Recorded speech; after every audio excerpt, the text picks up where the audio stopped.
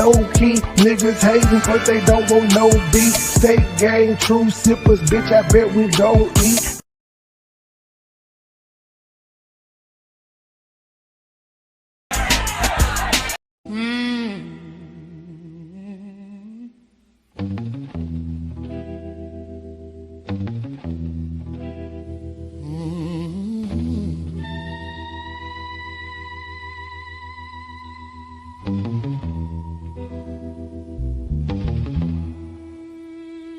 You see me, I eat, sleep, shit, and talk rap.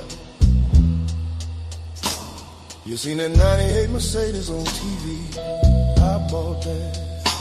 I had some felony charges, I fought that. Been sent to no return, but still was bought back. Fella threw some slangs at me, water, I caught that. I punished them little bitches before they can call that. Now I'm looking for their family and pile up the wall back. If I ain't a hot boy, then what do you call it? How the hell I'm asleep and I'm changing the song? Coming about some fellas, about killing and all that.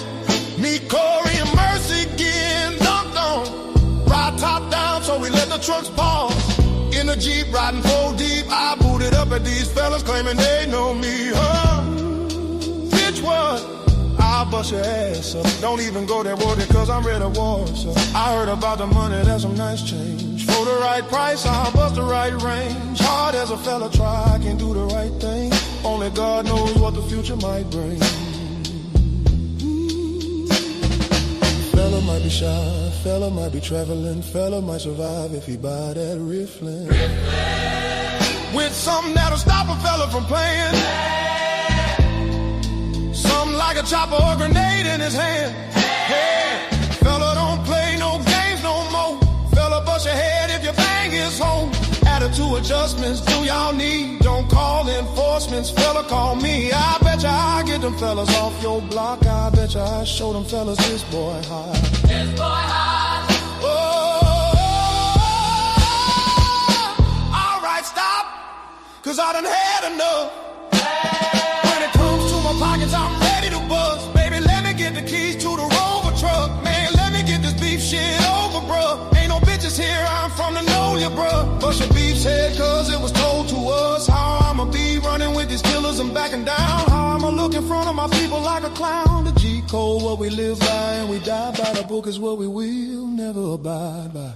Fellas drive by, getting loose, beefing with each other like a checkerboard and use up in Compton. Or the Watts fella up in New York and keep them open. Watch fella, for your play-by hit or retaliation, or a fine young black female stallion. Give me the keys to your car, your medallion. You fall away from your home, use a LE.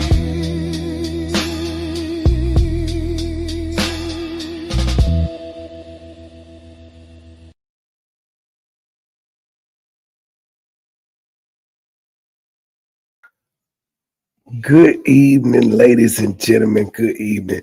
No, I wasn't asleep. I was Tommy and popped his ass up on YouTube, and I was over there interacting and listening to that while I had my songs playing. But I'm here. I am here. We're gonna listen to. I don't really have. I got like 4 videos to go through tonight. Thank you, Miss Margie, for the super chat. Thank you. We appreciate $1, but we would rather have 10. We appreciate $20, but we would rather have 50. We appreciate $50, but we would rather have 100. We appreciate $100, but we would rather have 200. Thank you, Sister Avanti, $10 coming on the Cash App. Thank you, sister. Next time, make it 20, but thank you for that 10. I know you barely had that. Thank you, sir. Now, we was laughing at the Darius McCreary thing. I don't even know how the fuck we got there. He was telling some story, and he said something about Darius. I guess it was along the lines of fuck them kids. And it was funny because I was like, he a wild boy if he paid for a nigga to have gender reassignment surgery. He said fuck them kids. That's a bit peculiar. I'm sure the surgery cost more than what he owed in child support. There was a little laugh about that. I think got like 350. This is second. He might make this page on the 14th. Today is the 16th. He already got like 1.52K subs. He got 350 people watching. It's amazing. But 9 times out of 10, because of the damn facial recognition, this channel will be gone by the morning. Like when I wake up. Oh, okay, look, so it look like he streamed some shit. Yeah, he been streaming on it since he uploaded first. Nope, he been streaming on it. He's been active for 2 days. He got 2 days worth of content on there. I don't then see I be feeling bad too because I always share them out and then the channel be gone. And I feel like I contributed. So yeah, I'm just gonna see. I probably well, I know this is on Rumble right now, so if the YouTube channel gone, I'll be able to get it. I don't even know. Oh, he talking about Clarissa. Leave my. That's okay. I'm not gonna even address it right now. He is talking about Clarissa. All right, let me send him Layla Ali video too, since this is what I'm finna do. There's been a whole lot of talk about the possibility of me making a comeback to boxing. And people have had a lot to say. I have not addressed it until now. And I know everyone wants to know the answer to the question, will I be coming back? And I promise you, I'm going to give you that answer. But first, I have got to address the lies and the fake narrative that's been created years ago. Now, someone's gotten way too comfortable dragging my name and even using my father's name to get attention and clout. Now, in case you haven't heard it, her story is that I didn't support her and I didn't pass the torch because of my jealousy and envy over her accomplishments in boxing. She says that I disrespected her and I started talking about knocking her out simply because I was bitter that she's outdone me. I've seen a lot of the comments. Many of you have good discernment and understand what's really going on here, while others have believed her lies over the years or have formed an opinion without having all the facts. Now, originally, I wasn't even going to give this my time or attention because I hate when niggas do that. Great picture of your daddy, by the way. Great picture. But I hate when niggas do that. I initially wasn't going to give it no time, but, you know, I'm going to do a 3-part rollout series on the YouTube. Now, again, everybody is giving you flat. Not because you won't fight the woman. You are an old lady. We get it. You damn near 50. She is half your age. You don't want to get knocked out by that young ass. Just natural. You're going to get your old ass if not knocked out. You may be able to go the distance because you a wily veteran, but that's about it. You're going to get touched up, though. You're just going to get tuned up. You're going to have a couple nigga knots on your head. We fucking with you because you made this lady go through all them goddamn hoops only for her to meet every hoop that you asked her to fill. I mean, every hoop you told her to fill, everything you said check off, she did, and you still won't fight her. Why did you have her go through all that bullshit anyway? That's just some low down ass shit. don't engage with people who thrive off of negativity, drama, and buffoonery. But I'm not about to let someone with bad character continue running freely, dragging my name without accountability. That's not gonna happen. Come on now, listen. Layla Ali is just Muhammad Ali's daughter. And no, come on, we ain't gonna do that. No, that is right. Come on, Layla. I agree. She just Muhammad Ali's daughter. The last name helped her. It did. Don't act like we ain't seen it in sports. Y'all fucking with Bronny James right now. It's NFL kids ain't lived up to him, wrestling, whatever sport. Sometimes you just get in there. However it was, she just Muhammad Ali's daughter, but she was able to do it for over a decade and be successful at it. But that still don't mean that she was able to get a lot of shit handed her way because her daddy was her daddy. It's a thing. But she could actually fight, though. She still had to get in the ring. She had to beat women. She fought. And Wolf would have knocked Layla Ali out. You know, she. But it just like Ric Flair's son, David Flair. Yeah, he sucks at wrestling, but he was always able to get a job because his daddy was Rick. No matter how bad he was at the sport of wrestling, they still gave him a job, 3 and 4 different companies, and he sucked. He could do nothing good. But just because of his daddy, he was able to get him in. Fuck it. In the NBA right now, Giannis Antetokounmpo brothers suck. Them niggas got jobs on his team just so he won't leave. Like I need my brothers on the squad. They ain't gonna even play, but they gonna get paid. They suck. They is taking up 2 spots that could belong to some people that are actually NBA ready. But you know, it is what it is. Would have knocked Layla so pretty ass out. So this right here is the consequence. Now I have been busy working on other projects that required all of my time and focus, which is why I'm just now. Wait, so hold on. So this is why you doing the 3-part series, because of what she did on $1 million worth of game about 17 days ago? Damn. Seemed like she was ready for this, wasn't she? That's not gonna happen. Come on now, listen. Layla Ali is just Muhammad Ali's daughter. And No, come on, we ain't gonna do that. no, that is right. Come on, Layla can rumble go. And Wolf would have knocked Layla Ali out. You know, she would have knocked Layla so pretty ass out. But wait, I think this title is unfair. Can't keep my name out her mouth. It sounds like they were asking her about you. She didn't seem like she brought it up. They asked, you think it's gonna happen? They were asking her, do you think the fight with Layla Ali is gonna happen? And she responded, it's not her that can't keep the name out. It's the goddamn people that's asking the question. Do they have no accountability? You ain't gonna, but I get it. It's the female cat fight shit. This was your opportunity to pop off. Trust me, I get it. I was looking for a reason to pop off about 2 weeks ago. I was anything, just any slight thing, ready to pop off. I get it. So this right here is the consequence. Now I have been busy working on other projects that required all of my time and focus, which is why I'm just now saying something. But honey, I have made the time to address this. So today, the bad guy ain't getting away. Now let's hit rewind, because we really need to see what's happened over the years. What got us here? Now I'm not about to do the whole he say, she say thing. So let me show you some receipts. I first met her in 2012 when she was invited on stage to stand next to me when I gave my father his Liberty Medal. At some point, she reached out, started asking me for advice, wanted to know if she should go to the Olympics a second time or go pro. She would also call me and let me know when she was fighting. Now, at the time, I was one of the hosts of We Need to Talk, an all-female sports commentary show that still airs on CBS.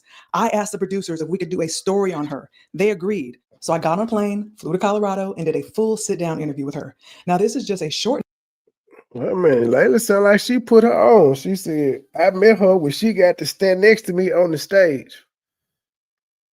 Man, I finally know how Juicy J and DJ Paul felt all of these years when they dropped The Last to Walk. I didn't know. I finally understand it now. I get it. I get it. But now she trying to say she put Clarissa on. Hey, Layla, you ain't shit either for these unflattering ass pictures of Miguel too. That she was struggling then, ma'am. She was on the come up. She is cute now. D was not shit for these hard faced ass pictures of Clarissa. Layla brought her claws out. Over the years, what got us here? Now I'm not about to do the whole he say, she say thing. So let me show you some receipts. I first met her in 2012 when she was invited on stage. Hey, wait, Clarissa, what you got, a bottle of Jack Daniels in your pocket? What the fuck is that? I mean, she got the most unflattering one. She kind of looked like a woodchuck in this picture, so she not just really doing it. But boy, it's a rough ass photo. Face wise. To stand next to me when I gave my father his Liberty Medal. At some point, she reached out, started asking me for advice, wanted to know if she should go to the Olympics. Another hard, just unflattering. The second time or go pro. She would also call me and let me know when she was fighting. Now, at the time, I was one of the hosts of We Need to Talk, an all-female sports commentary show that still airs on CBS. I asked the producers if we could do a story on her. They agreed. So I got on a plane, flew to Colorado, and did a full sit-down interview with her. Now, this is just a shortened version of the 6-minute piece that aired on CBS in 2016. 21-year-old Clarissa Shields is as confident as her right hand is powerful. Soon, Clarissa will be heading to Rio for the Olympics to try and do something that has never been. She had to beat the copyright part on this one. That's why she edited like she did. Apparently her old job didn't clear this. done before. I sat down to talk with her about changing his. I did. I watched Gangster Pat the other day. He had I don't know how the fuck I got to his YouTube. I think somehow I saw DJ Paul and Lil Jon have the conversation. Then I saw Pat say something about it, but I don't know how I ended up getting to his YouTube channel. But I did watch part of him responding the other day. And then he was like, he had to take a hit of his Jack Daniels before he got started. Like, these old heads is treacherous. And being a positive spark for her hometown. You should have heard the story by now. The one about a kid from Flint, Michigan, who has gone toe-to-toe with adversity and stands undefeated. But I'll always go back to Flint and help. I know that when I was fighting with any of my struggles that I had to overcome, and I was upset about, whether it be something personal or something going on in the world, I would use that anger, and take it into the ring with me and channel that energy into the ring. Have you ever done that? I did that a lot. I was going through stuff back at home, but I would have a boxing match and I would take out everything I was going through on the girl. And that kind of helped me, because after I boxed, that was my ultimate high. And I felt like my life was perfect for at least 2 weeks. So Clarissa's father, a former underground fighter, was passionate about boxing. he went on to tell me that Muhammad Ali, his daughter, Layla, took after him. And he's like, and my dad, he says to this day, Layla's a bad girl. He says all the time. He said, nobody in our family took up boxing. I thought when he told me that, he was telling me to take after him. Clarissa beat the odds to win gold in 2012. When the Olympics start in August, she'll try to be the first American boxer to win back-to-back gold medals. Everybody's going to be fighting you harder. Everybody's going to... So she's saying that she helped put a spotlight on old Rissa. I see what you're doing there, Layla. We got to wait for the other 2 parts. He's dropping this shit on YouTube, thankfully. But it's a 3-part series. Be trying to elevate their game. They're going to be running hard. They're going to be training hard. They're going to be dreaming about beating you. How are you preparing for that mentally and physically? Honestly, I learned how to be every fighting style. Tall girls, short girls, girls my size. Because I'm like, I'm pretty good. I'm pretty great, I don't know what I would do. You're supposed to feel that way about yourself. Yeah, like you wouldn't have been able to get to this level if you didn't feel that way about yourself. Yes. I don't know about you ladies, but I have absolutely no doubt that Clarissa is going to win gold again in the Olympics. Women's boxing wasn't even... So why you upset? She feel like she could whoop your ass then. You just sat there and told that lady, you supposed to feel like that. If you don't feel that way, you in the wrong motherfucker. Everything is competitive. If you don't feel like you number one, you in the wrong thing. It doesn't matter if you're male or female. It's survival of the fittest. The strong survive. All that good shit. The cream rise to the top. in the Olympics when I was boxing. Right. So I'm like, do it for us, because she's in the weight class I would have been in. So I'm like, go get it, girl, go get it. There's a lot of women who've been training for a long time and nobody knows who they are. So the Olympics just really gives them a platform and something to strive towards. I didn't even fight amateur because I was like, I can't go to the Olympics. Why should I do that? You know, I want to be in control of my career. But it's so great to see these young girls coming up. You know, you got 9-year-olds now and 10-year-olds, and they're inspired by people like Clarissa. Now, as you can see, I was genuinely rooting for her. I gave her praise. I gave her a spotlight. When she asked for advice, I gave her valuable branding advice and boxing advice so she could have long-term success in and outside of the ring. I told her about the challenges that I faced fighting at 168, where there was limited competition, and I suggested that if she decided to turn pro, she should consider going down in weight somewhere around 148, where she would have more competitive challenges. I told her she should hire a nutritionist, trim off that excess body fat, and get into elite next level shape. I pointed her in the right direction, and I had high hopes for her. Whether she decided to turn pro or not, I felt like her future was bright if she played her cards right. But of course, at the time, I was not aware of her divisive, vindictive, and malicious nature. And I know those are strong words, but they actually fit. This girl has created a pattern. It's been directed towards many people time and time again. Now, before we started our interview in Colorado, she said— Wait a minute, that went too goddamn fast. What did this shit say? Amanda Serrano, Clarissa, you are one of the best, and I will always admire what you've accomplished. But over the past 3 years, you have constantly made disrespectful comments about my company, my promoter, my accomplishments, and the people I care about who have changed my life and have made it a point to support women's boxing on the biggest stage. It's time to recognize this and move forward on separate paths. I will always be a big fan of you, of your in-ring accomplishments. Stay well. Whoop her ass. You fight it in the ring. Fight her in the ring. Did that turn into a boxing match, or was it just your feelings? It's been directed towards many people time and time again. Okay, what does Now- this one say? Damn it. Aware of her divisive, vindictive, and malicious nature. And I know those are strong words, but they actually fit. This girl has created a pattern. Yeah, It's been bro. directed towards many people time. I still don't know how I didn't win the Sportswoman of the Year for BET Awards, but congrats to Angel Reese and all the other nominees. I just thought accolades matter. So she's not allowed to say that. Is that the type pussy narrative? We in a pussy type world, you can't be mad that you lost. And if we're being real, Angel Reese in the WNBA hasn't accomplished shit. She hasn't accomplished, she made the All-Star team this year. Whoop-dee. But she ain't won the MVP, Most Improved Player championship. She ain't even been to the playoffs. Sportswoman of the Year with no accolades other than being popular. Her team didn't make the playoffs this year. Come on, man. So that's supposed, and she said congratulations. She said congratulations to the winner and all the other nominees who lost like me. But shit, I'm whooping ass and taking names. I just became the history maker and holding belts. I done whooped ass in all these weight ranges in women's boxing. Can't nobody fuck with me. I didn't win Sportswoman of the Year. You rarely even have boxers in Sportswoman of the Year talk. But whatever. Maybe I'm biased. I don't know who this is. This Angel? Angel Reese looks weird in this picture. If this her, don't look like Angel. Angel was fine the other day. She was at some whatever fashion show she was at. She was looking nice. Time and time again. Now, before we started our interview in Colorado, she said to me, "You're the name people say when it comes to women's boxing. You're the face they know. I want that to be me."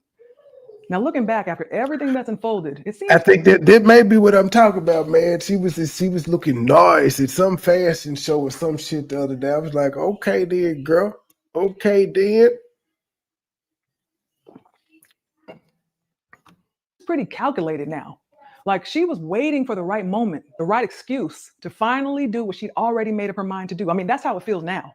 She told me she saw me as the face of women's boxing, and she told me that she wanted my spot. And she's been on a mission to ruin my reputation ever since, simply because she heard me make a comment that was. But the only thing she has to do to take your spot is be better than you, which she's done. It's not hard to do because you're not actively boxing anymore. You can't add on to your record. She can. She can just keep adding on to it's just kind of like you ain't got no other argument. You know, as much as Bud Crawford and knowing them doing their thing, everybody still go back to Floyd and say, well, the nigga is undefeated. And he didn't, every weight class, he's undefeated. I feel you, Canelo and all them, but you niggas is losing. Y'all niggas is losing. And I beat you niggas. He didn't beat Crawford, but he beat Canelo. These same niggas that's the champs now, that's hard and pound for pound everywhere, Mayweather than whooped. So it's just that's how you, and your dad is great in his own right, but people talk about Mayweather. They talk about Ali, but they also talk about Mayweather. Mayweather talked as much shit as Ali. Backed it up too. Not about her, and she took it personal. Fast forward to 2018, I was promoting my cookbook, Food for Life, and went on The Breakfast Club, a national show with millions of listeners. I did a 36-minute interview, and when the topic of boxing came up, I actually mentioned her and made positive comments. Then much later into the interview, I was asked about the possibility of a comeback. You never get back in the ring just for fun? You still train? I stay training. Got you. Yeah, I got a little baby six-pack right now. Okay. Yeah. No, I have a heavy bag hanging in my, I just turned 40. Wow. Can you believe it? No. I know. Amazing. I just turned 40. I can't believe it either. Because I think of my healthy lifestyle, the Mhm. fact that I train all the time, I could pretty much do anything I wanted to. Well, I don't think there's anyone there for me right now that would actually give me a good challenge. How do you and your husband argue? Because he can't, usually they say, you can say something slick, but with you can't say that slickness. You was on the Food Network's Chops. Yes. And you won. I did a couple times. So what brings you more joy, winning in the ring or winning in the kitchen? I just like to win, period. Definitely boxing is my first love. And, cooking is something that I'm super passionate about. Gotcha. It'll be a part of my life forever. I'm not somebody who sits back and complains about things. I think everything happens in due time. You got Clarissa now, who's Yeah. an Olympic champion. Mhm. She's a young black girl, came out of Flint, Michigan, lived a hard life, went through a lot. She went to the Olympics, won twice. Women's boxing wasn't in the Olympics when I fought. She actually fights at the weight class I fought in. Mhm. And she's doing great. Women's boxing is getting some good attention. Now remember, at the time, we were on good terms. She was reaching out to me and referring to me as Big Sis. But this was her response. I watched the Breakfast Club video with Layla Ali. I have so much respect for her. Ma'am, clearly anybody knows this was a good marketing tactic for her to tell you. You brought her up. You didn't have to say anything wrong, but the fact that she was a young, hungry fighter, she had already told you she looked up to you and all that.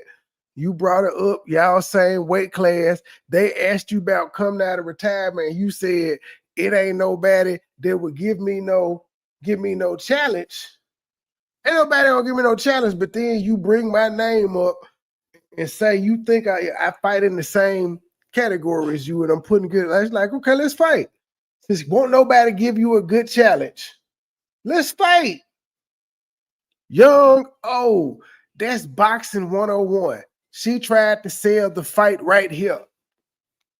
She just made a reason to fight, but now that was slick. You put off how you want to.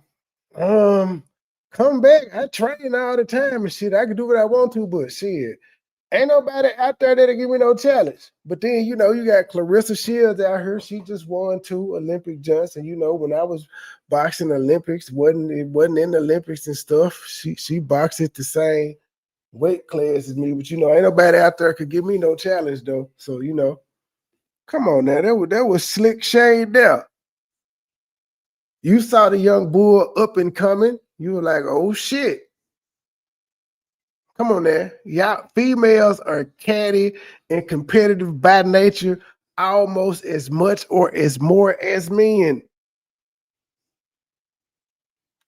And I like her. I actually call her my big sis, but it was so many shots thrown.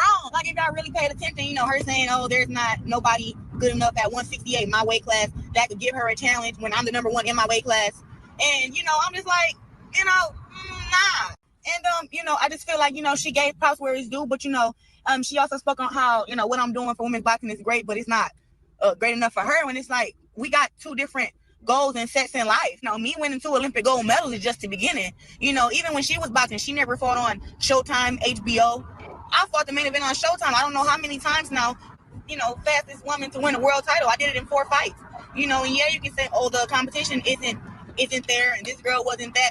But like I did it up in 4 fights. She's responding to what Layla said, though. Keep in mind, she responded to what Layla said. Let me skip this shit back. This might be the only video we get to. We're going to get some context on this. I'm just going to go through this. DJ Envy. You can say something slick, but with you can't say that slickness. You was on the Food Network's Chops. Yes. And you won. I did a couple times. So what brings you more joy, winning in the ring or winning in the kitchen? I just like to win, period. Definitely boxing is my first love. And, cooking is something that I'm super passionate about. Gotcha. It'll be a part of my life forever. I'm not somebody who sits back and complains about things. I think everything happens in due time. You got Clarissa now, who's Yeah. an Olympic champion. She's a young black girl, came out of Flint, Michigan, lived a hard life, went through a lot. She went to the Olympics, won twice. Women's boxing wasn't in the Olympics when I fought. She actually fights at the weight class I fought in. And she's doing great. Women's boxing is getting some good attention. Now remember, at the time, we were on good terms. She was reaching out to me and referring to me as Big Sis. But this was her response. I watched the Breakfast Club video with Layla Ali. I have so much respect for her. And I like I her. ain't skipping back far enough. It was so many shots thrown. Like, if y'all really paid attention, her saying, oh, there's not nobody good enough at 168, my weight class, that could give her a challenge when I'm the number 1 in my weight class. And, I'm just like, nah. And, I just feel like, she gave props where it's due, but she also spoke on how, what I'm doing for women's boxing is great, but it's not great enough for her. When it's like, we got two different goals and sets in life. Me winning 2 Olympic gold medals is just the beginning. Even when she was boxing, she never fought on Showtime, HBO. I fought the main event on. She looked like she was pulling up whooping niggas before she went pro. Not niggas, but like females. She looked like the type that would be on the Facebook arguing, I'm finna pull up and fight you. She looked like she was on there in like the 10th, 11th, 12th grade. On Showtime, I don't know how many times now, fastest woman to win a world title. I did it in 4 fights. And yeah, you can say, oh, the competition isn't there, and this girl wasn't that. But like I did it up in 4 fights, and the girls that Layla Ali fought wasn't, that great either. I mean, like, I'm the best female boxer that I've ever seen, and if Layla Ali wants to come back, we can rumble, we can go.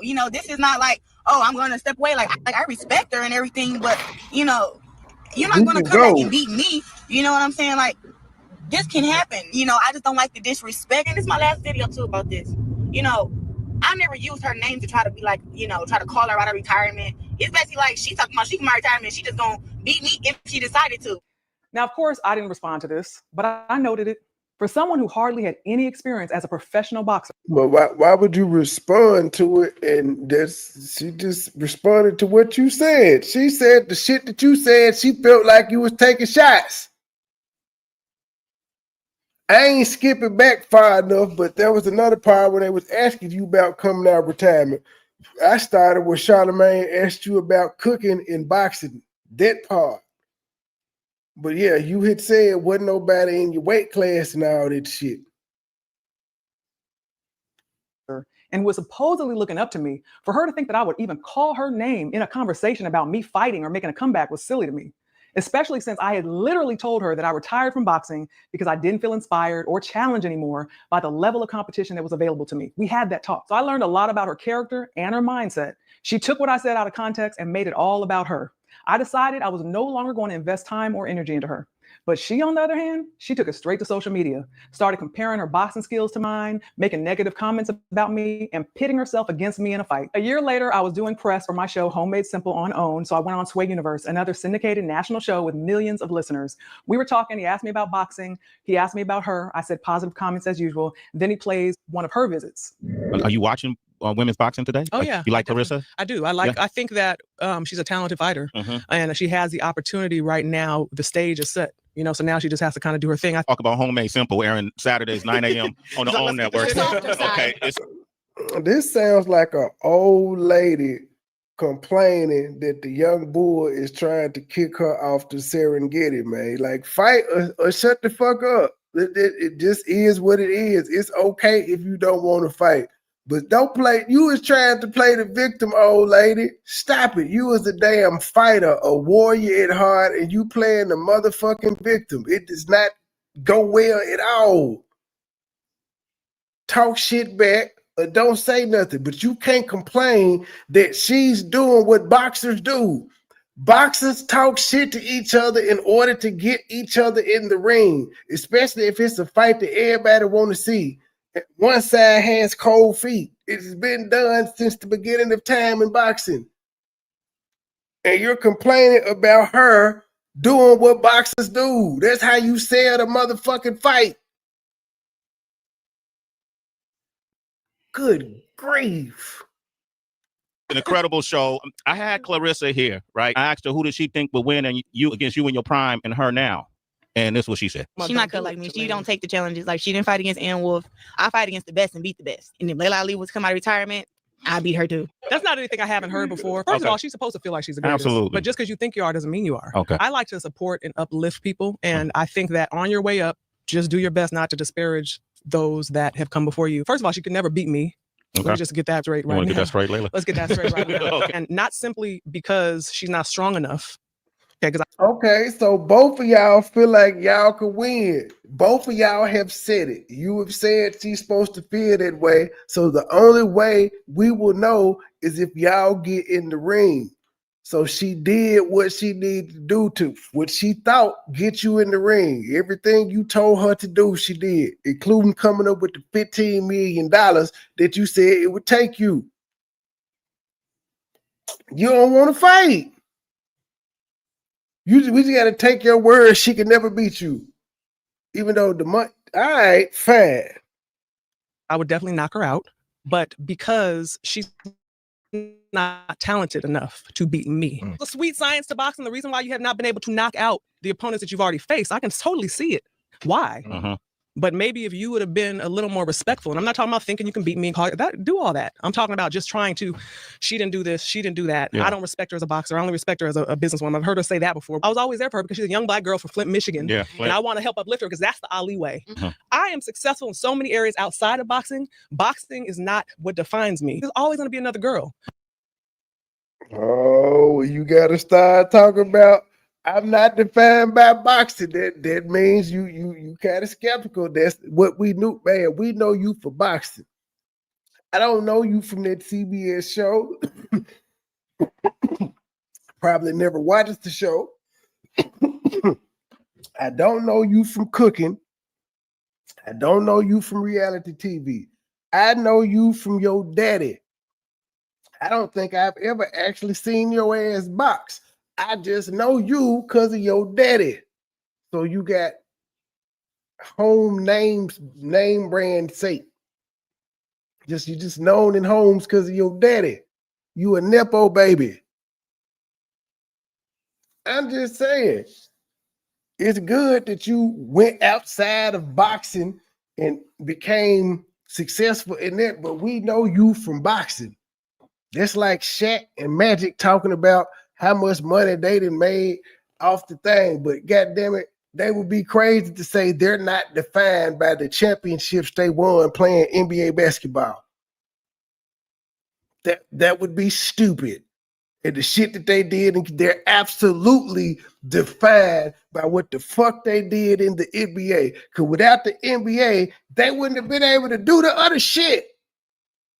Without boxing, you wouldn't have been able to do none of this other shit that you talk about you are successful in. So you absolutely are defined by boxing. And guess what?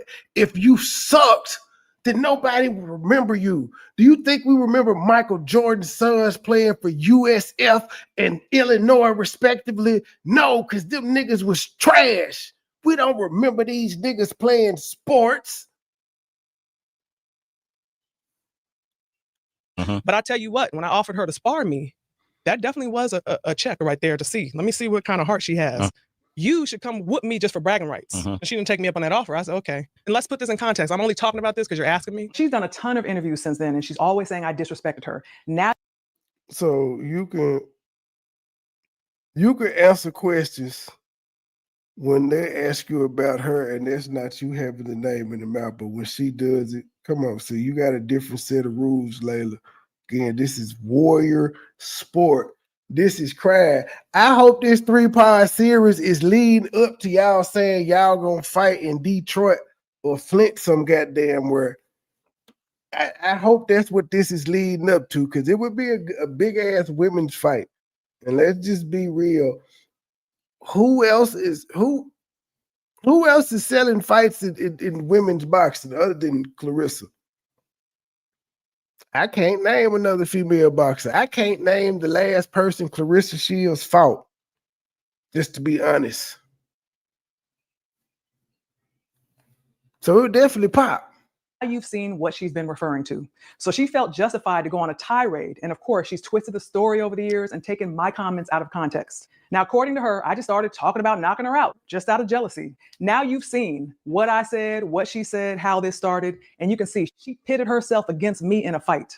Now, I know some of this younger generation may not be familiar with me, but I've never been one to just talk about things I can't do. When I said that I would knock her out back in 2019, it wasn't any different than what I've said to anyone who's challenged me in the past. You can go back and okay, so why when she says the same thing about you and you say she's supposed to feel that way, is it an issue?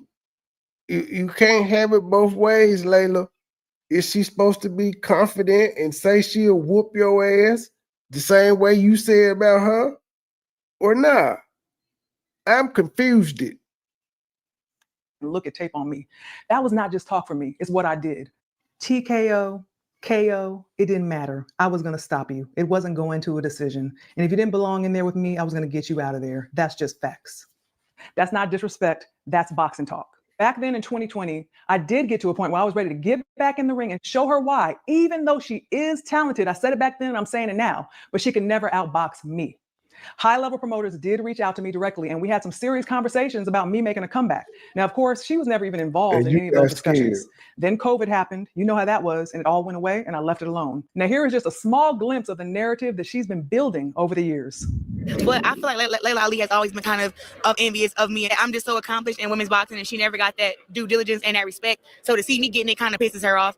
So you look at who she fought. Her biggest test was freaking Vonda Ward and Christy Martin. And Christy Martin weighed in at 140 pounds, and Layla Ali was 160.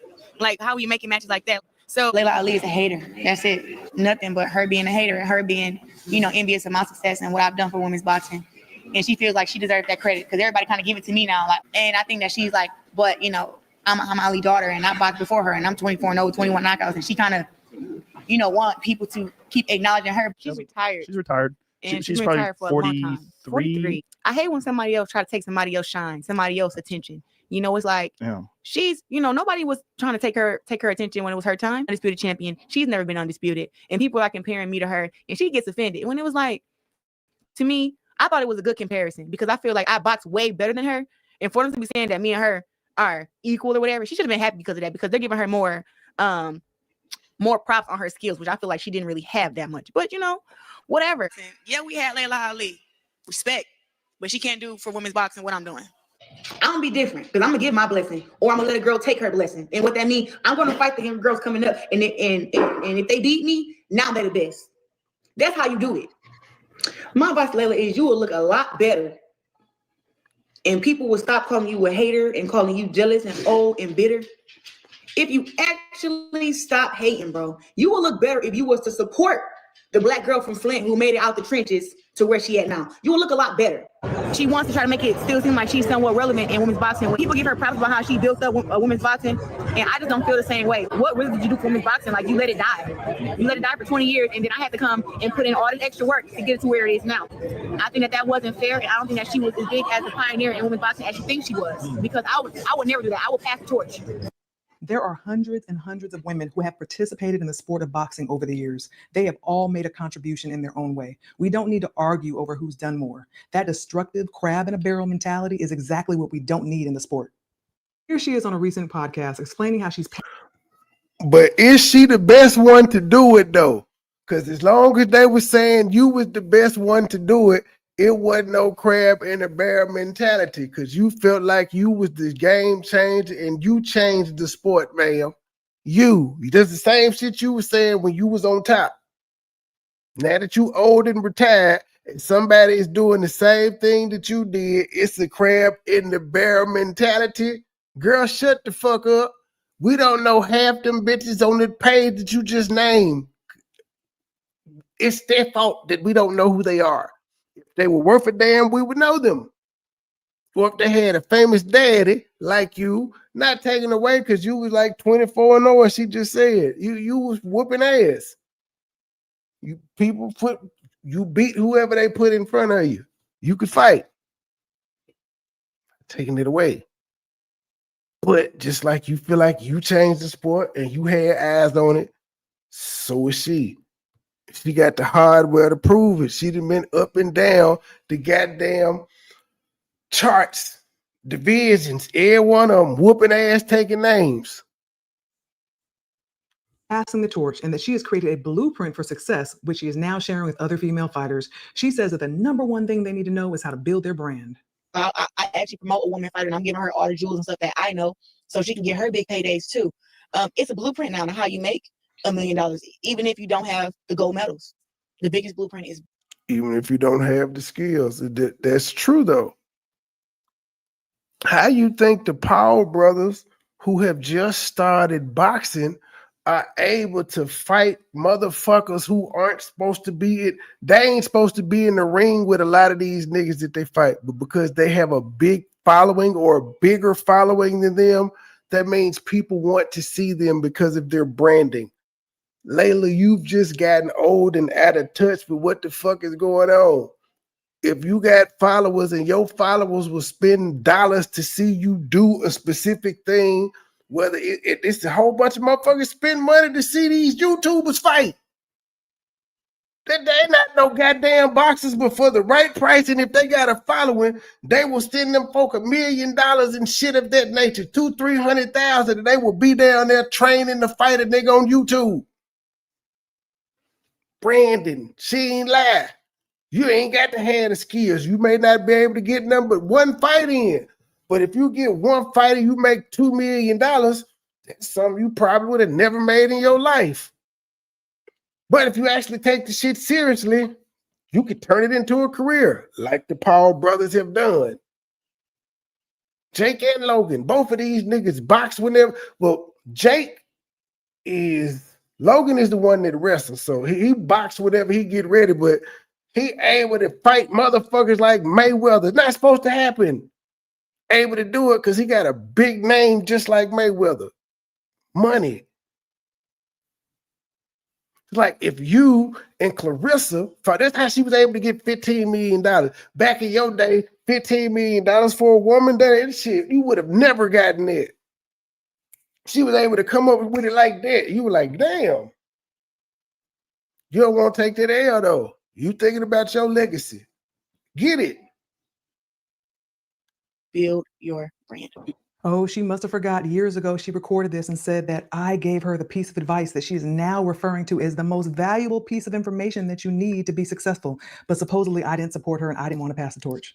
Layla Ali told me to build my brand, a good brand, and a brand that I want to represent and stand for. And she said, have people behind me who I trust. So this whole idea that she started about me being jealous because of her accolades and her surpassing me, do you realize that for years, fans have believed that there's so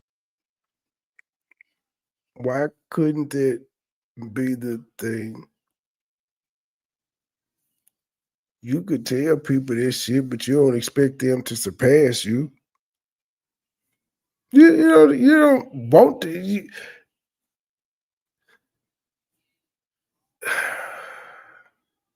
Your actions say differently, ma'am. Your actions say differently. It seems like you've been ready to pull your claws out every step of the way on this thing. Instead of just, as you say, ignoring it because you the GOAT and all this shit there. Floyd don't do a lot of arguing with niggas about if he the best or not. He just point to his record. And that's it. He don't do a whole bunch of back and forth with niggas on the internet and on interviews and all of that shit. In fact, Floyd rarely ever says anything until it's time to fight. I'm just saying. so many fighters that are better than me. I mean, they have more titles than me. Multi-million-dollar fights are happening. More money than I ever made. More money than she's making. So I guess if I'm supposedly jealous of her, I must be hating on them too, right? Nope, I actually celebrate other women's success. I have relationships with those women. We have mutual respect. It's all love. She's the only one who decided to make herself my opposition. And she has created this drama. She better than all y'all. And she's kept it going for the past 8 Who years. are these women? People came to know her because she kept calling out my name. She's obsessed with me, and she literally cannot keep the name Layla Ali out her mouth. There are people who will say she's confident. So nobody knows her because she's a 2-time Olympic gold medalist. That's not the reason people know her. It's because she called your name, not because of the Olympics. Oh, okay. Your network did a show, a story on her. Whether you had them do it or they made to do it because she had won in the Olympics and it was a thing and you were in boxing. You had that conversation. So you can't say they knew her because she was saying your name. Nigga, your network made you put out the story. She talks trash. That's what fighters do. Yes, fighters talk. Nobody is better than my father and me. And we backed it up. PayPal. I've never had a problem with the fighter saying they can beat me or that they think they're better than me. That's expected. I don't consider that disrespect. But what I do have a problem with is a liar or someone who intentionally tries to disparage me in order to gain visibility and respect. As I mentioned in my interview on Sway, about 8 years ago, I offered her sparring during one of our phone conversations. I was like 40, 41. It was just to give her some work. Well, she changed that subject and never took me up on the sparring. So when I mentioned it on Sway, there was a lot of comments from the public because people were surprised that she wouldn't have taken that opportunity. Now, can you imagine if she and I were to get in the ring and spar back then? You know, there would have been camera phones. It would have been recorded. She would have proof of what she could do and vice versa. So I guess after the feedback and comments that she saw, she felt the need to take it to social media and put out an excuse. Sway that if I was so tough that I would aspire her for brownie points. I am a 2-time Olympic champ. Only thing that matters to me is what happened outside of practice. She talking about practice. Take the L out. You talking about practice? I don't care about sparring nobody. I'll get in there and spar and work with anybody. All I care about is fighting. But like I said, she don't really care about this boxing. So that was her response. Why sparring? It doesn't mean anything. But many years later, she comes up with a whole new story. And the thing is, she keeps saying, one time she asked me to spar. Let me tell you this. Jason Crutchfield was my eyes and my ears back then because I was naive. I don't pay attention to stuff. Jason had already told me back then she feels some type of way. Coming in, gold medals and doing your thing, he like, she feels some type of way. But she's still embracing you though. And I said, okay, whatever. But I had mad love for her though. So it was like, the closest thing to Muhammad Ali is Layla Ali. So I love this girl. You know what I'm saying? And looking to her, took her advice and everything. He said, when we going down here, because she had appointed me to give Muhammad Ali the Liberty Medal in Philadelphia. Now that when she asked me to spar, I said, you want to spar me? And that's when it was more of like a, dang, I hate that coach was right about you. I'm like, okay, well, we can spar when you want to spar. I got my stuff in the car. She's like, no, it ain't like that. I'm more about, let's not talk about it, let's be about it. Now, you know that was a flat out lie. We know that if that were true, she would have said it years ago when it first was mentioned that she wouldn't spar me. There is absolutely no way she would have passed up the chance to tell everyone that she called my bluff and I backed down. Now, can you imagine if she and I were to get in the ring and spar back then? You know, there would have been camera phones, it would have been recorded. She would have proof of what she could do and vice versa. I did an interview with Andre for his podcast too before I had a chance to see her episode. And if you go watch her interview, everything's I think this, somebody told me that, no facts. I need you to understand how deep this goes with this girl. Now I know she's on a constant search for validation. She needs to feel important, and it's obvious she's fixated on me. But watch how she sits on The Breakfast Club, the same show she saw me on back in 2018 when I said I wasn't making a comeback. She goes on in 2020 after dragging my name for years and acts like she has no idea why I no longer support her or want anything to do with her. Now she knows The Breakfast Club is a national show with millions of listeners, so she's careful not to say anything negative about me because that wouldn't fit the story she's trying to sell. Instead, she plays it safe so she can position herself as the victim. Do I want to fight a 41 or 40-year-old Layla Ali? No. I want to actually her embrace me. I embrace her, and we build women's boxing to the place where it's supposed to be at. But I don't think she sees that vision. Like she doesn't show me any kind of support. Like I see her all the time comment on this other boxer girl page, Katie Taylor, and always telling her congrats and everything. But then with me, it's like she don't show any kind of respect or acknowledgement. And I'm a black girl just like she is, who came apart, and I have to been making my way forever. Like I made my own way.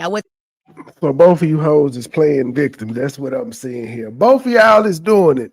Both of y'all playing victim too. I guess y'all was bipolar. Y'all may have been on y'all cycle or something doing some of these damn interviews, but both of y'all are doing the same exact shit. One day y'all tough, the next day you don't know what the hell going on. To hand anything, just about supporting each other, you know what I'm saying? But I wonder why she wouldn't though. Like, did you say something about her back in the day? Or I just think that in boxing, she feel like she never got her fair share.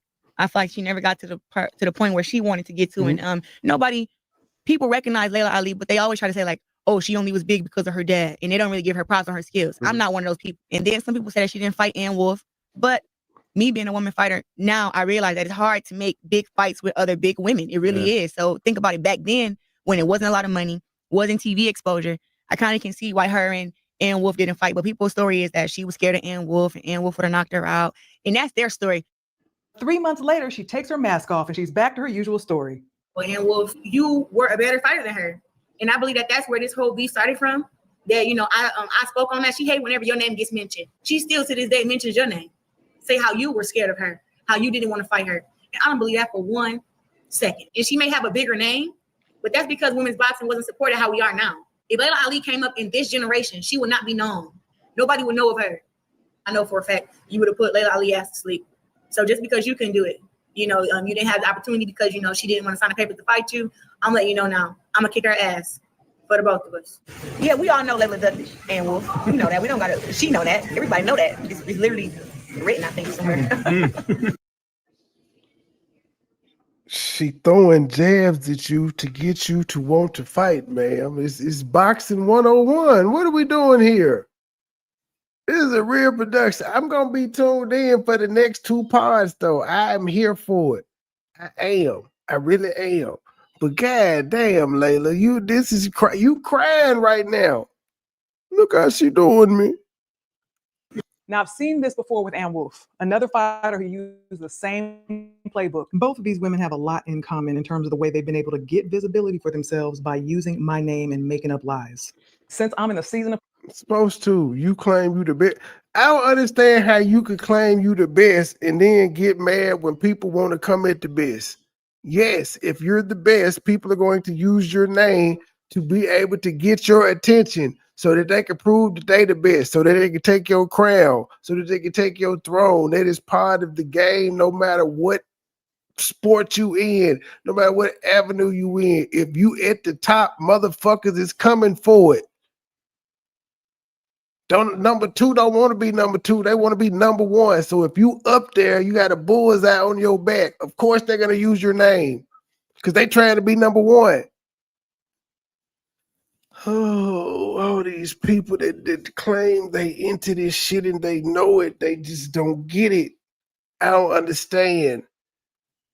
pulling skirts, I'm gonna go ahead and pull hers too. And I'm gonna do another video on her next. That lie that I would not fight her has been told so many times as if it's a true fact. So I'll be gathering my receipts on her too, since she wants to start talking again. This one is so detached and delusional that she actually praises my father while trying to trash his daughter.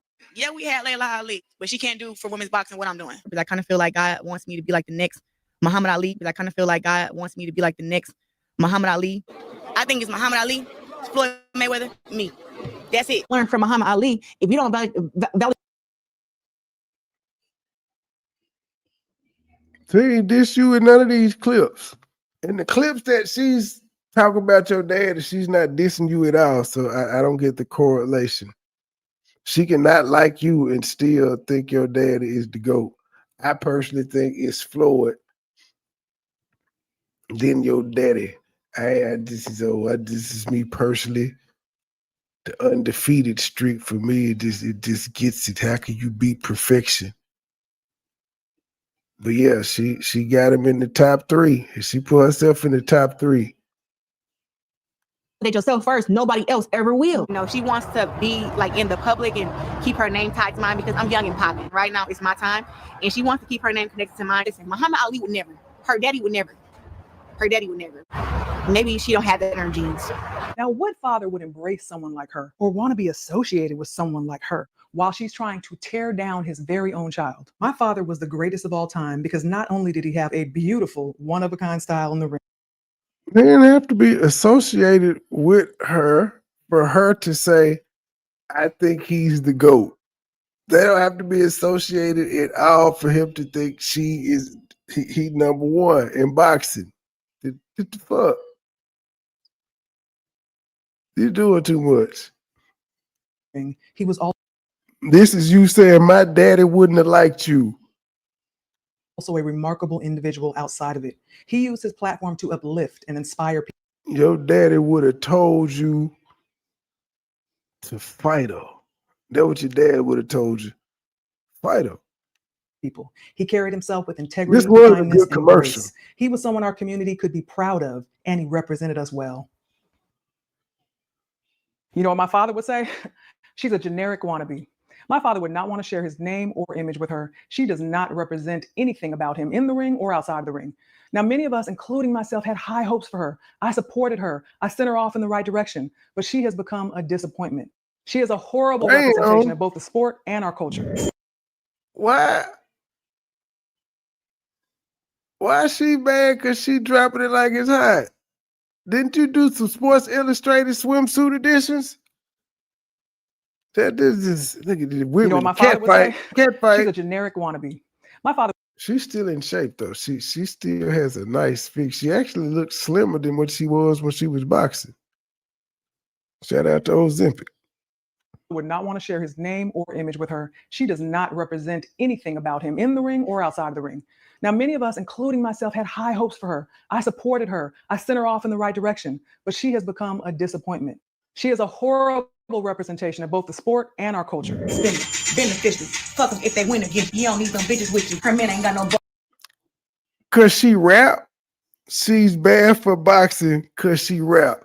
So a whole bunch of dykes is okay for the sport of boxing, but a woman that's showing her femininity, she actually like dick, and she don't look like no dude all the time. She and she rap. That's bad for the sport of boxing. Come on, G. It is funny. This is a women's smear campaign. I'm here for it. Cause this video got dropped. I think. Hold on, let me see. I tagged Layla in this motherfucker. Hold on. She dropped this something. She ain't got number 2 videos on the damn channel. It's a short. And she dropped this. Okay, she dropped this a day ago, but she said it's gonna be a 3-part series. So yeah, I need to see if Clarissa responded. These they're live, IG live. If it ain't, it's coming. It's definitely coming. Outside the ring. Now, many of us, including myself, had high hopes for her. I supported her. I sent her off in the right direction, but she has become a disappointment. She is a horrible representation of both the sport and our culture. Beneficial. Fuck 'em if they win again. You don't need some bitches with you. Her man ain't got no balls, so you know he's big little. Not them fake hoes, do it for the real women. I ain't fucked this nigga 2 years, still bitching. Girls who think they just so pretty, and just because they born light skin that they just all that. That they can come up with shit talking shit. I look better than you. I look better than you, so you can get off my shit. Light skin, red bone. Yeah, get your funny looking ass up out of here. I don't play with these hoes. You have a clear picture of what our relationship was and what exactly happened in the past that led to today. Now, do you believe I'm jealous of her accomplishments? Yes, and you went to colorism. This gonna be good. I'm here for a good cat fight. This gonna be so good. Part 2, I'm going to discuss that $15 million offer and finally answer the question everyone wants to know. Will I be coming back to boxing to get that knockout? If you want to know when Part 2 drops, turn on your notifications. I sure did. Let the record show Part 2. I definitely did. I've tuned in. I'm here for the cat fight. All right, I think we got time for one of these good here videos because they're just about 28 minutes. I'm at 15 in. All right, let me see here. She tried the full playbook: flirt, lie, resist, scream. What am I doing here? I tab loudness, some bitch.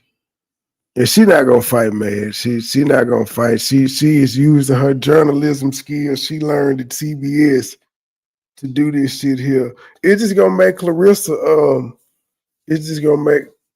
next fight sell even more. Cause she's saying they can't knock like they said Floyd couldn't knock niggas out too, but he kept winning, so that's all that really matters. He knocked the ones out that he needed to.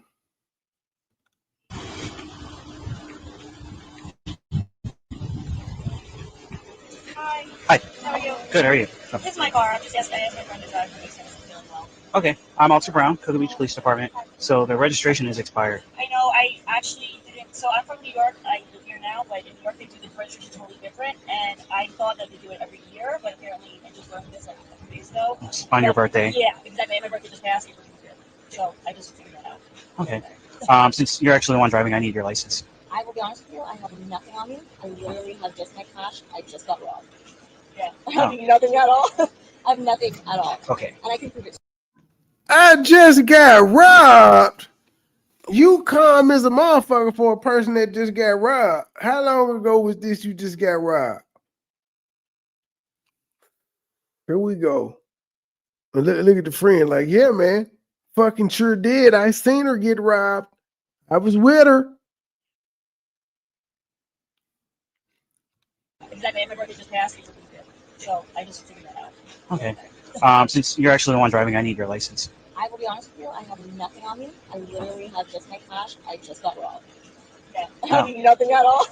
I have nothing at all. Okay. And I can prove it to you. No, you're fine. I just got cash because I just got robbed. I don't. Okay. Yeah. Okay. What's your first name? My first name's Savannah. Spell it for me. P-A-T-I-A-N-A. Okay. And then last name? Brown. Oh. Okay. And birthday? 114.92. You're older though. What? I'm older than you? Yeah. By 3 years. All right. Should I just like not be driving because I don't have my information? So you're Can we fine. just, As long as it's good, you're fine. What state are you from?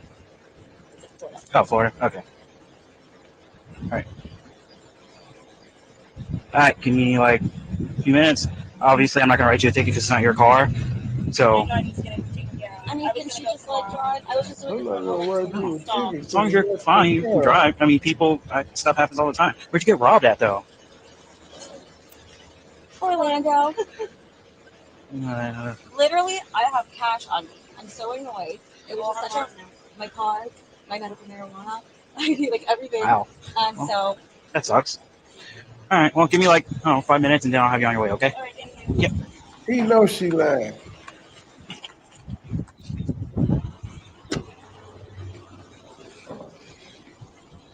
He's sitting there entertaining. What's your middle name? foolishness. What's your middle name? No. No. All right. Spell your first name again, just so I have it spelled right. T-A-T-I-A-N. Oh, 2 N's. That's what I missed. You said you have a Florida license? Okay. 114 of 1992. All right. I was spelling it wrong. That's why I was being dumb. All right. My bad. Give me a second. I'll be right back. Well, I mean, I'm not getting ticketed. Can we just? Yeah, but I still have to put the information into the computer for the traffic stop. That's all. Am I okay to get in the car to get on the subject? Huh? Should I get out of the car? Is there something in the traffic? Just hold on a second. I know. Just hold on a second. And she doesn't have a bill, or you don't have it? She said she doesn't have them, She got warrants. but I also don't believe she's telling the truth either. Yeah, because I'm showing so far the particular employer that comes up that's Him and dispatch too goddamn friendly.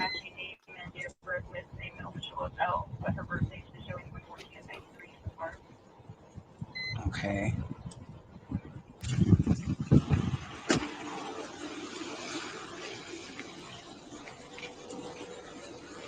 Okay. So be honest, because I'm trying to be nice here. Do you actually have a license? Okay, I will be honest. I was nervous. Obviously. I have a license. Huh? I have a license. Okay. And with the and I'm fine. I just got nervous because stuff was broken. I didn't know what to do in the situation. Wait, what? For tax. So I just got nervous. That has nothing to do with you, though. I don't know what to do. That's what I'm like freaking out. So you give me a completely different person's name? Sorry. I don't want to make it complicated. What Okay. damn? Spell the correct name. ETHYA. All right. And he still believes Just in told me this that from the line beginning, so I here. could have had you guys on your way a lot faster. I'm just nervous. Well, I don't know what to do. that it makes it look bad. Am I in trouble now? Well, You should be. You lying, wank. I'm getting my tax fixed. I just found yeah. out about Well, this. she was never getting a ticket for I that. was never even But supposed to be driving next to it because she was getting nauseous. I get you. Just give me a second. You would have been gone a lot quicker. Give me the real name. That man, they currently got his goof ass walking back and forth. Like, nigga, if you don't put this bitch in the back of your car and ask her this information and type it in the motherfucking computer, this nigga gonna just keep walking back and forth. He a rookie.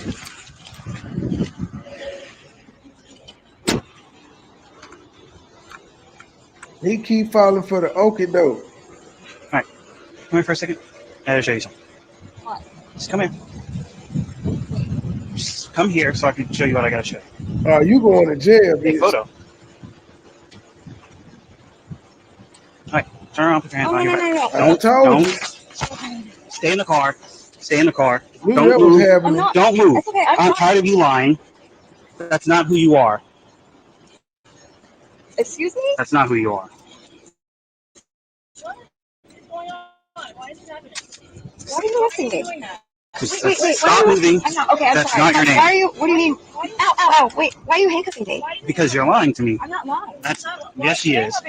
Because she lied to me about her name twice. No, what? I just looked up that photo, and that's not you at all. No, it's not.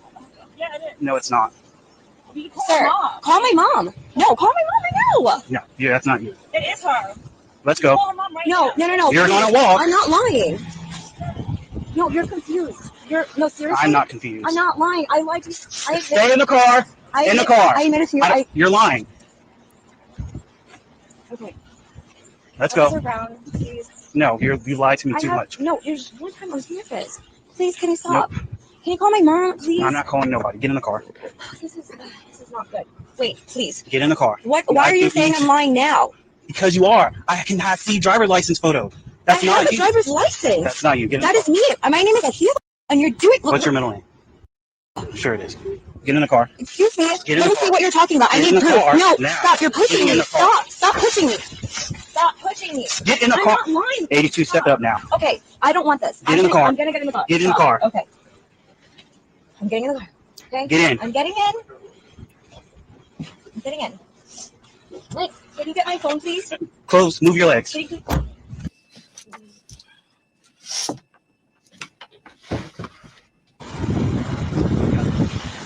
So I pulled the driver out because she's been lying to me about her name.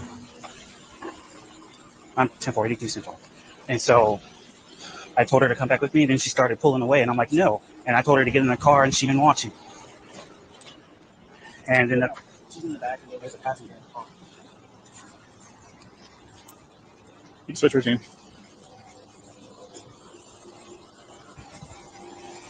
Hello, how are you? Good, good. So what's her real name? It's Akila. I mean, I don't know. I don't understand why the problem is. That's not what that's showing up on the driver's license. Not her at all. I mean, I call her mom. I have her mom's. They think they finessing. Do you need anything else? Anything else? What's going on? I don't know yet. What's on with her? No, you can hang tight right there. You can hang tight right there. So I stopped the car. It's not her car. It's this lady's car. It's Fine. Yeah. So she's got this lady driving, and she gives me a name and a date of birth and said she has a Florida license. And I looked it up, and there's no record found. I had called dispatch on the phone. She ran through all 50 states, and she got a similar to the name, but nothing else. So I go back up and ask her, and then she's like, "Well, I was here, so I lied." Who's car registered to? This lady. So Yeah, this he is her definitely car. a rookie. She was Florida. She was just moved, trying she to said. finesse this nigga. So She just moved? yeah. But I Her want. tag already expired. She just moved here. I didn't see when it was issued or whatever, but come here. So I want you to look at the photo.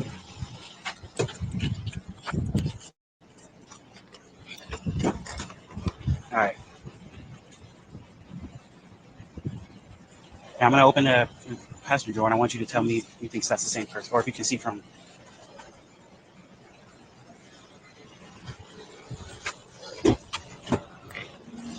That look like the same person to you? What's your real name?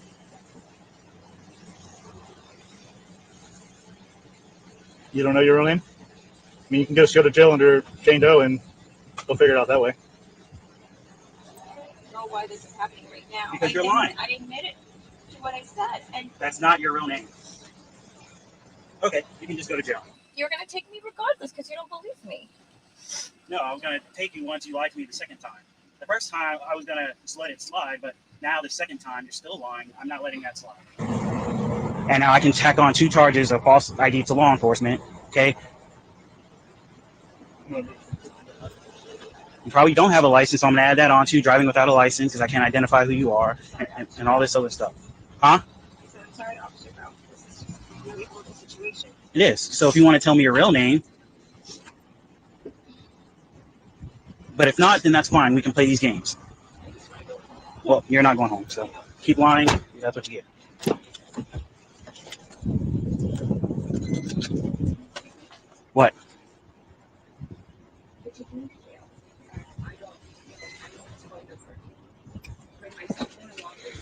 Honestly, that is not my concern at this point. That's not my fault. You shouldn't have lied. Nope. I'm sorry? Does she have any property in here? Like some of her clothes and stuff, and her bag. No wallet? No nothing? No, she has no wallet. No purse? No, she has cash. She does not have her ID or her cards. That's the truth. She has cash. Okay, so what's her real name? Her name's Thea. I do not. I mean, she has her cash. She doesn't. I have her wallet. I have her bag. She has no cards, no nothing in there. She doesn't. Like, No ID cards or no, nothing? we went out last night in Orlando. She didn't have an ID when we went out. Like she was like. That's her bag right there? This is my bag. Where's her bag? Her bag is right here. She doesn't have ID. She left you. I'll show you. She has cash in here. That's it. Cash and her stuff. That's it. We went out in Orlando last night, and like I know she had no ID on her because we went out, and she couldn't show the ID to the security people, so she was like having to, go to it anyway because I'm 38, so I'm old. Okay. but you know what I mean. So like she was no ID to show. How long have you known her? Like a year. I'm from New York, but I moved here 2 years ago. Okay. Yeah. I mean, I know I have my New York license, so I'm kidding. And that's when my tag expired as well, because I get in New York, it's totally different with the registration. You have the registration like the window in New York. So here, and I just got New York, just got these plates recently. Like How recent did you get them?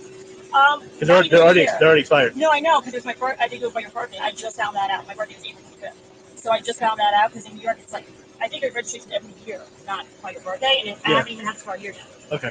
Yeah, I've had this car since September. So like when I was actually pulled over the other day, not because of this, and I was like super confused on it. Okay. Like, how would I have a registration expired? I just got it made no sense to me, So I tried. They said I could pay for the tags online, but I can't do that because I need to have a Florida actual license. And here you have to make an appointment for that. Where in New York, it's just like totally different. Yeah. So that's why I haven't done it yet. Okay. So I was planning on doing it when I get back home, but she's out right now. So you just met her? No, I've known her for like a year. Okay. I don't know how long she's been. Like, she's not. Where's she from? I'm not sure exactly. Northern New Jersey or Florida. I'm not really sure. Where does she live now, though? She's, I think, I'm not really sure. 4 years. I don't know. Okay. Kind of like. Okay. I don't want to say because I don't know exactly, so I don't want to tell you that it's wrong. So she had no ID the whole time you've been with her? No, like I said, we were out last night. We were back to the right. Okay.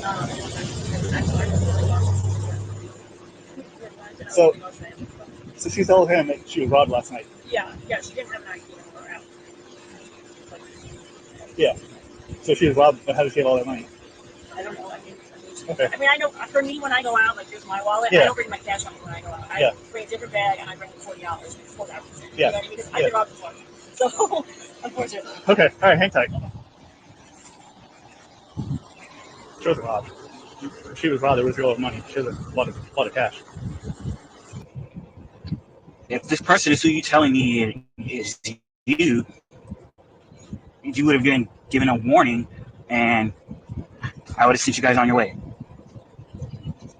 We're well beyond that. I don't take being lied to lightly. Sorry.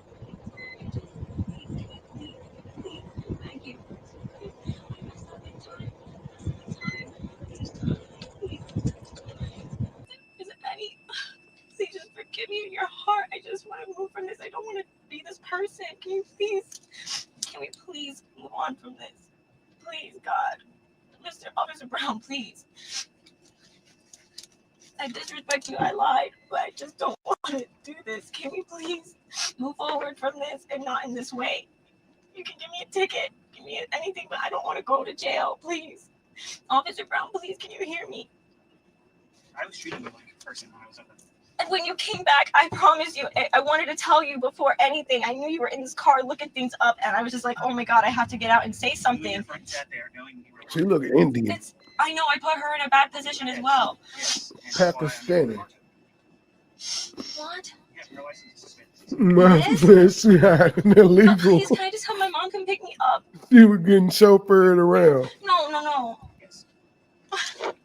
There's nothing that you can say that's going to make me change my mind. Well, how much do I have to pay to get out of jail? I will tell you that in a minute. All right, step out. He's got to do the fingerprint thing.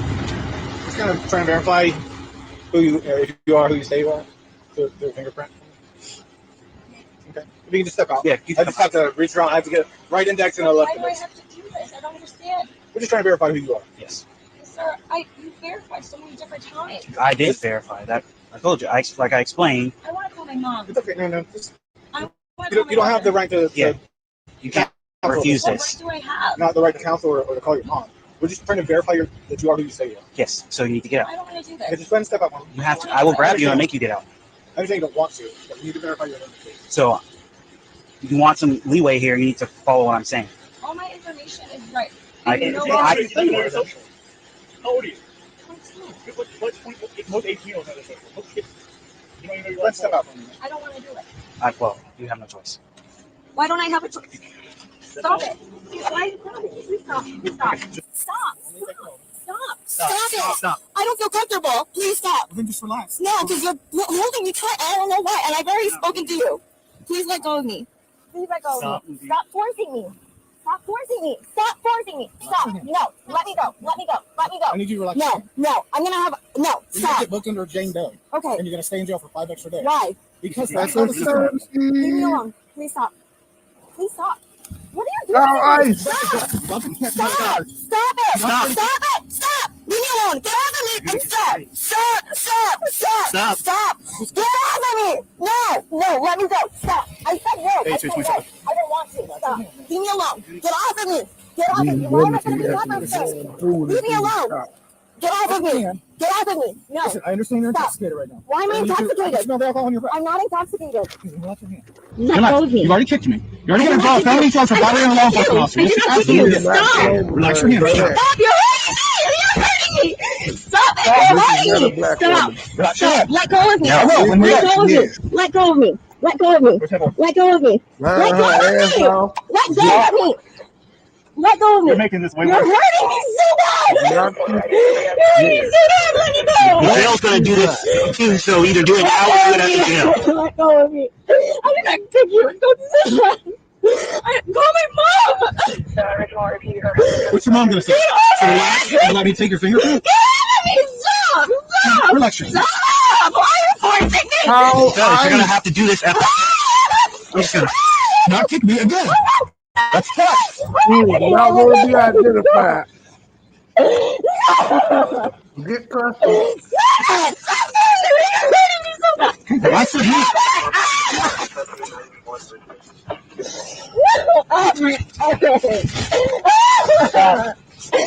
You are the terrorist.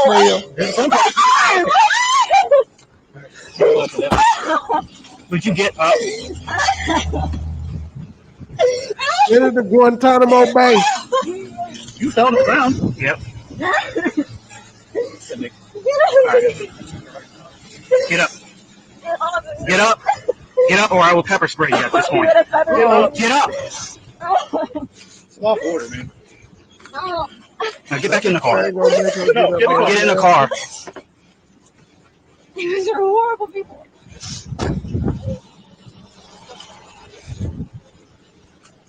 Day is over. Did they get a fingerprint?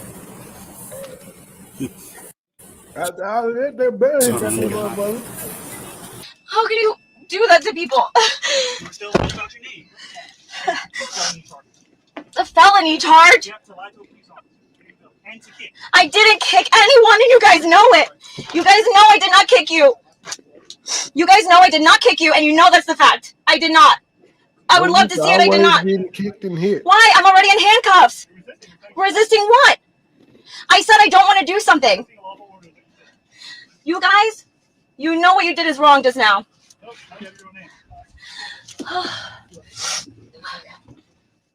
She was charged with battery, providing false identification to law enforcement, resisting arrest, and driving with a revoked license. Thanks for watching. Be sure to subscribe for more videos like this.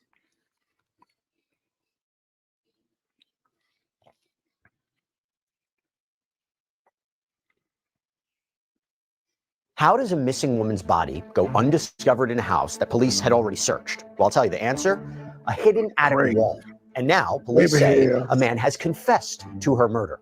Why did he do it? That's the question. We're going to break down this chilling case, the search, the apparent confession, the mystery that still remains, and we're going to do it all with the chief deputy of a sheriff's department. I don't think I've heard of this presented by Law and Crime. I'm Jesse Weber. I'm going to go through it. If this sounds like something out of a crime thriller or a horror movie, that's because it almost doesn't feel real. That's the problem. You have a missing woman, look like a real life Johnny Bravo. You have a hidden attic wall, and then her body found in the very same house that police had already searched just days before. This is the story of 28-year-old Renia Lewis, whose disappearance and death shook Vallejo, California last month. According to police, Renia Lewis, described by her family as vibrant and family-oriented, was last seen Friday night, September 26, 2025 at around 9 p.m. She lived in Berkeley, which is about 25 miles southwest, but often visited Vallejo to see friends and relatives. Renia's mother, Terry Lewis, says that she messaged her daughter on that Friday, but got no response. Now, at the time, she just assumed that Renia had, put her phone into do not disturb mode, something that she says she did often when she was going to sleep. But by Sunday, September 28th, after still not hearing from her, her family got very worried. Terry used the Life 360 app, saw her daughter's last known location as being near 14th Street in Vallejo. So, quite alarmed, the family filed a missing persons report with the police that same day.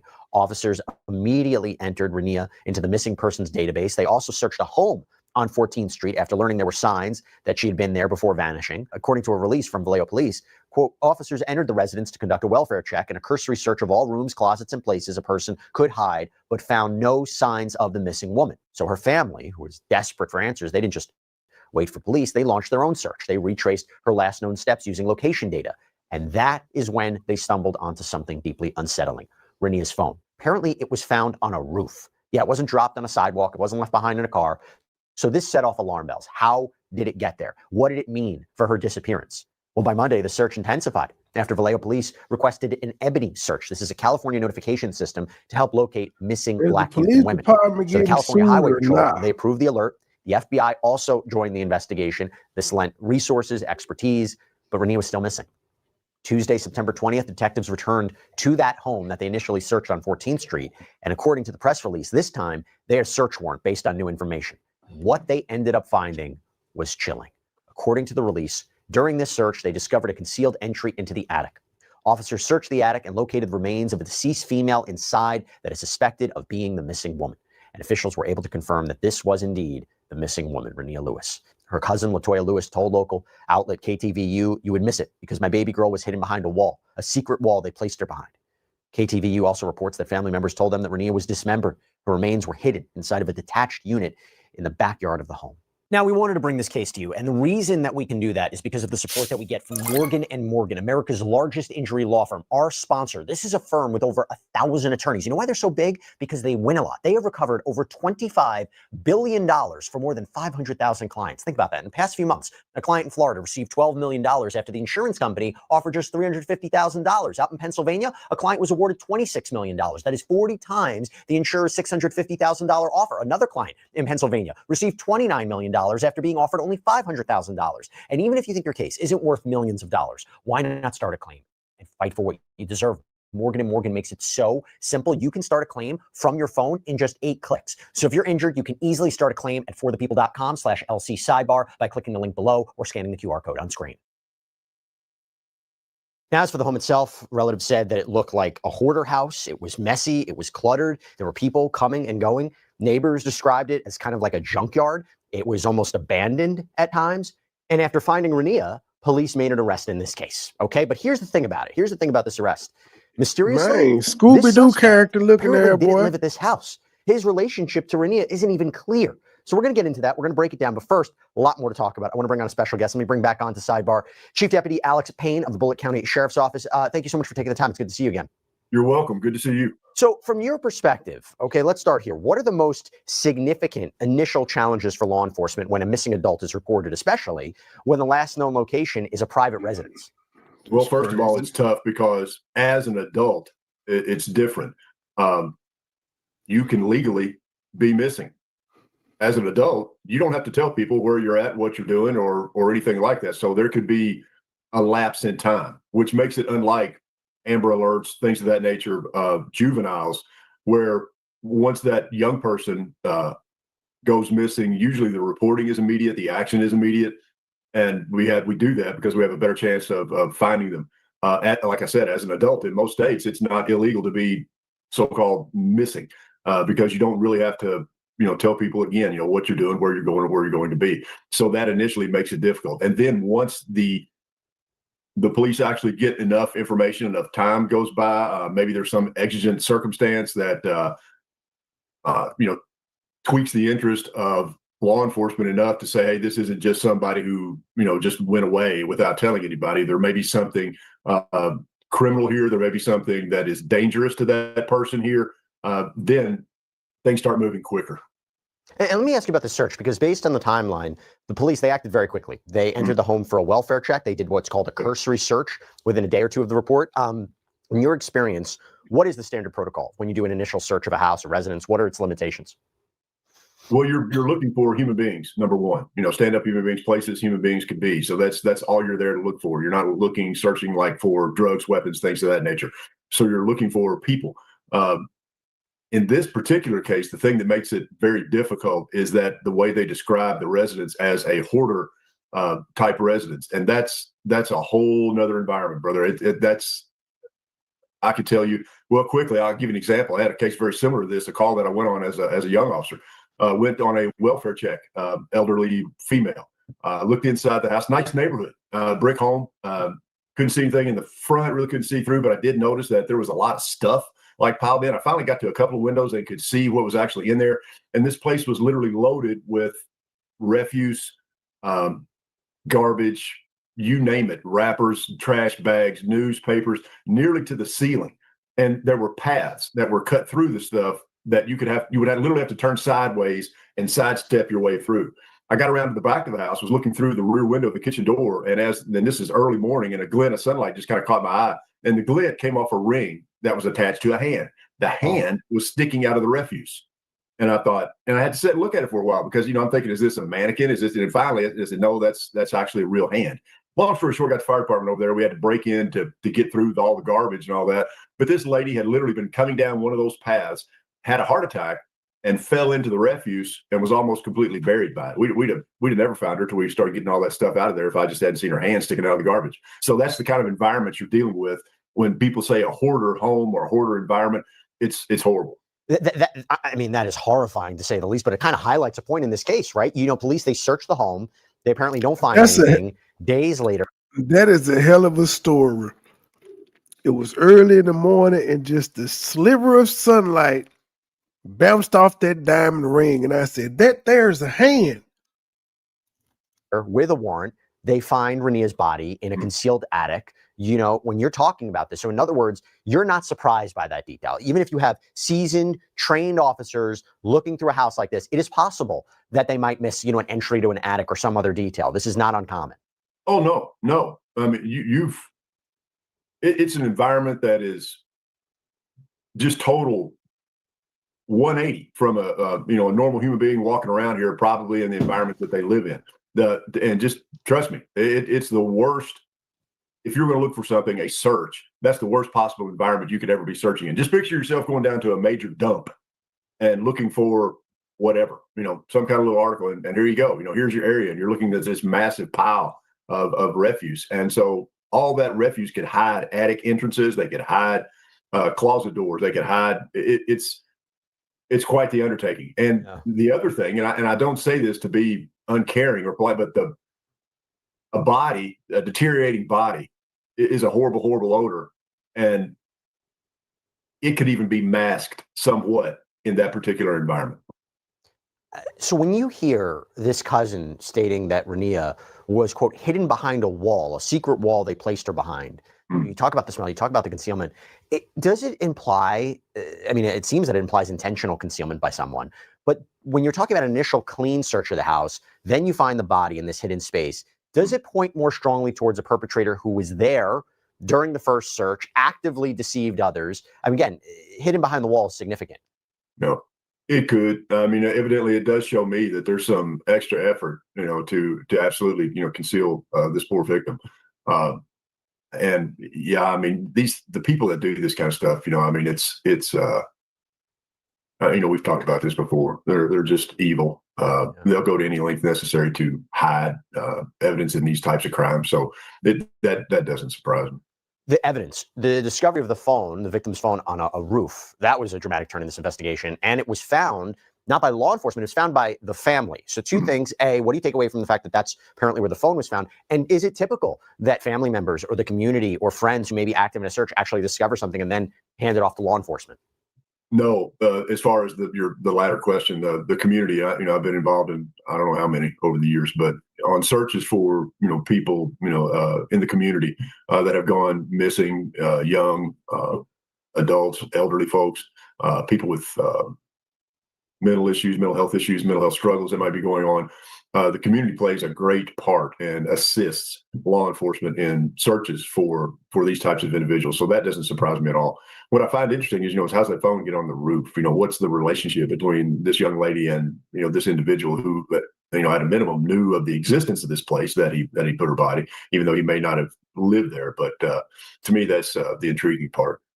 Well, let's talk about this now. Okay, so you had this other cousin, Jakeem Green, who told ABC7 that the family believes Rania was brought to the house against her will, saying if she was to see the condition of the house, she is not coming in willingly. She is not going to do that. So I feel like she was either drugged or under some type of influence. So on the same day that police discovered Rania's body, they made an arrest in the case. Police say that their investigation led them to 41-year-old Douglas Irwin Shaw. He was arrested at his workplace, of all places, the Six Flags Discovery Kingdom. This is an amusement park in Vallejo, like according to the San Francisco Chronicle. Now, KTVU reports that he worked there as a mechanic. Shaw was booked into the Solano County Jail on suspicion of murder, but I will tell you, there is some confusion about where he actually lived. The house where Rania's body was found had been apparently boarded up for a long time. Neighbors told ABC7, and Shaw may have been living in the outbuilding behind it. But home records reviewed by KTVU reveal that his address was actually on Pomona Avenue in Vallejo, which is apparently walking distance from where Rania's body was found.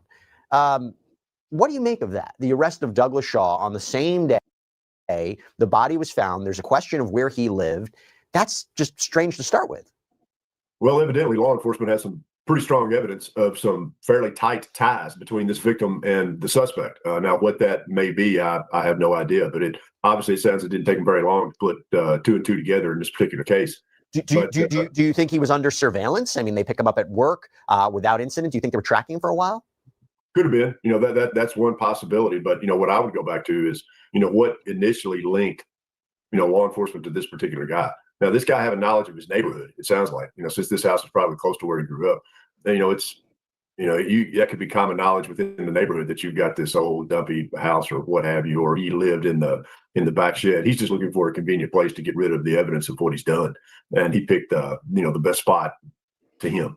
And that would make it most difficult for law enforcement to find. But fortunately, evidently, in this case, there was a quick, strong tie made between this suspect and the victim. And from a tactical point of view, to make the arrest in a public place versus, let's say, a private residence, why does law enforcement do that? Flight risk, number one. The only time we would do that if and extreme danger. They believe this individual poses an extreme danger to the public if not apprehended immediately. That would be the primary reason. The secondary reason would be that they have some knowledge, belief that if this individual caught any wind of law enforcement after, they'd leave. Now, I'm still confused as to what the relationship is, right? What was the nature of the relationship, if any, between Douglas Shaw and Rania Lewis? This obviously could be a circumstance we've seen before where complete strangers could kill, but from an investigative standpoint, and assuming he did this, from an investigative standpoint, how do you piece together the connection, especially if it wasn't immediately obvious to family or friends what that connection was? Well, I find right there, just right off the top of my head, the phone would be interesting because I'm sure that family would share that phone with law enforcement. They would use that. And the first thing, of course, now these days that we're going to go through are social media posts and any of her social media activity. There could have been things within that phone that led law enforcement directly to this individual. So that would be the first thing that would come to my mind. Other than that, again, law enforcement, we're pretty much like sponges out here. We're at the mercy of information or the lack thereof. And so we depend a lot on the community, the public, to provide us with information. And then we sort through that information and go where the information takes us. And so if you're just looking at this particular case, where would one of the places that information would come from? It would be that phone. Other than that, then family members, of course, who maybe had information that she was involved or had made this acquaintance of this particular suspect who ended up killing her. Well, there is one more thing I have to mention. It's being reported that police say Shaw confessed, that he confessed to killing Rania. Now, even with that apparent admission, we the public, we still don't know further details about the motive, about a connection. A suspect apparently confessing, that is often seen as like the holy grail of an investigation. Sure, defense attorneys can come in and say, was it coerced? What were the circumstances of it? What was exactly said? Was there a language barrier? But talk to me about that. I mean, obviously you were part of this investigation. Why do you see suspects, potentially or allegedly confess in these kinds of cases? How does that affect the investigation? And I imagine you still have to corroborate it, right? Because there could be false confessions. Someone might just say they did it when they really didn't do it. No, absolutely. Yeah. You have to cooperate everything. But a confession is always good. And it's been my experience. They do it for several reasons. Number one, just to get it off their chest.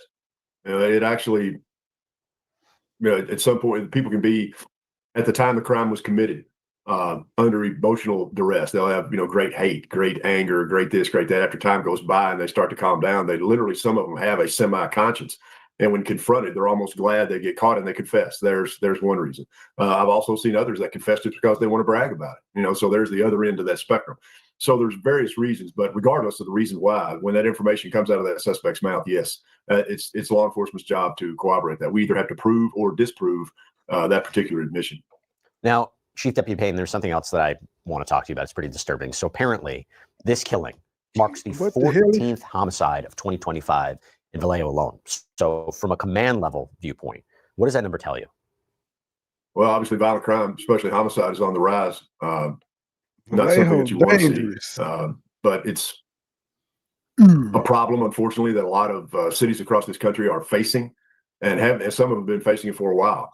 And it's just it's a sad state of affairs, all across the country, where this type of homicides, especially this lack of dignity for human life, rears its head far too often than most everybody would agree.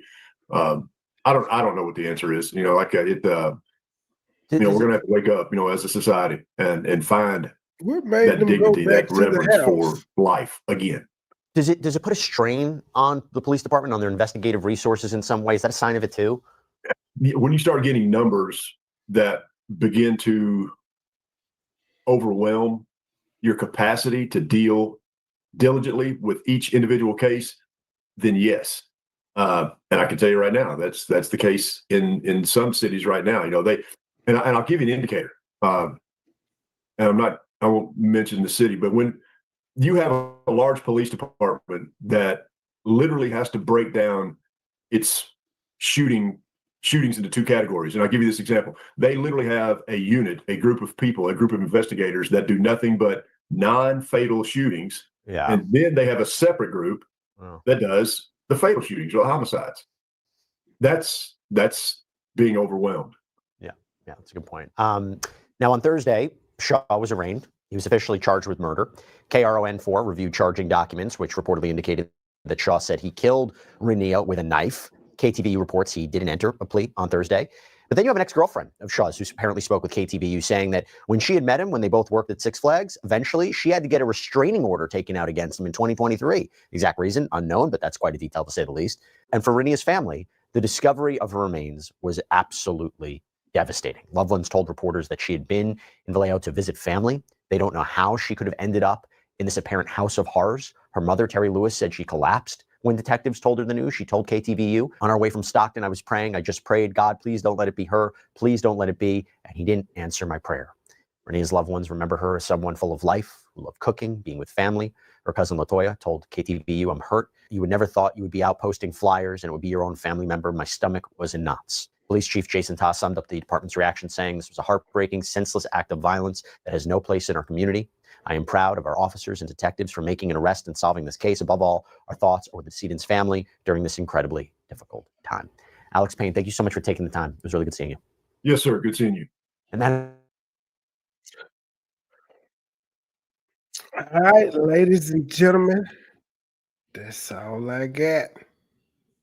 To the next episode. Little channel, big voice. We out.